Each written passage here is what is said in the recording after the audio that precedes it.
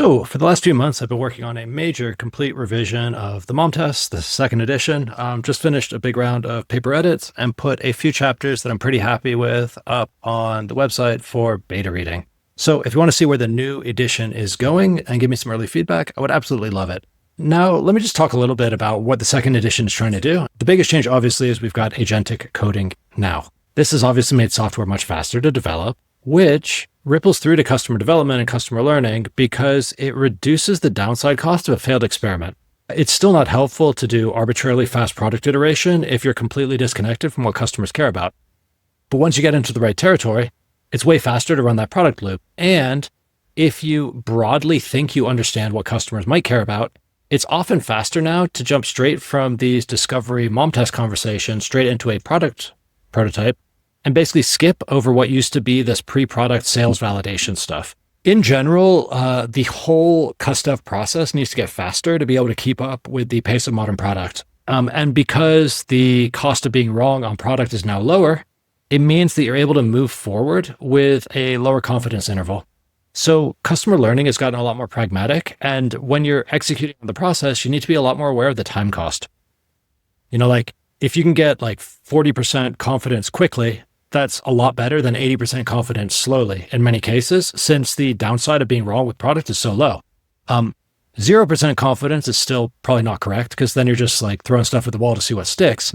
But the acceptable level of confidence that we get to before we kick it into product is rapidly reduced.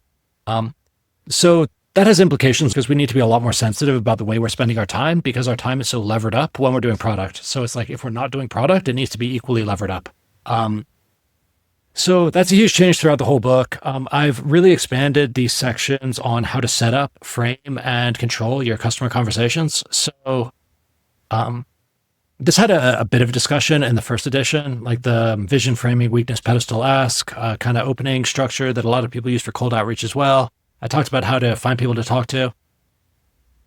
But a lot of founders got hung up on that. And it turns out that if you've opened the conversation in the wrong way, with too much formality, too much defensiveness, some of these biases that aren't about the questions, but are about the conversation, it destroys the results. It destroys your data just as surely as going in and pitching your idea. So I've added a couple more chapters about that stuff, gone into a lot more detail, a lot more rigor on how you can do that. And then I've also added some discussion on how to run a efficient cust-dev process for companies that are not sales driven. Customer development always had enterprise sales DNA, and customer development was kind of built around, at least the way Steve Blank, defined it and the way I extended it, it was built around an enterprise sales process, which is fine if you're already doing enterprise sales. But if you're a marketing driven organization, it's an extra time cost and it's an extra kind of organizational capability that you don't naturally have. And so it was more expensive for a marketing-led company to do cust-dev than it was for a sales-led company, just in terms of the time cost and the efficiency. So I've added some stuff kind of proposing what marketing-native customer development would look like to kind of fit it into the business processes of companies that don't already have a sales process, plus a bunch of stuff for teachers and students and et cetera, et cetera. That's kind of where it's going. It's taken a really long time. I thought this would be a quick kind of clarification and add a couple sections or chapters. It's ended up being a total rewrite. I think it kind of needed to be. My understanding of the space and the way I explain it and my understanding of where people get confused and get stuff wrong has changed a lot and evolved a lot in the last 12 years. So I think I can do a better job on the book now. And it just means that even the chapters that are covering the same topics, I've kind of been rewriting from scratch. So it's taken a while. But it's on its way. Super excited to have a few chapters out to you. I think now that I'm past this first hurdle, getting the first chunk out, things will accelerate. And I am hoping that if you are interested in how the second edition develops, or you want to contribute your thoughts and your feedback so I can make it even better, I hope you will join me. I'll be posting running updates here. And also, if you sign up through the beta reading page over here, you can kind of opt in for updates about whenever I release a new chapter. You can leave your feedback.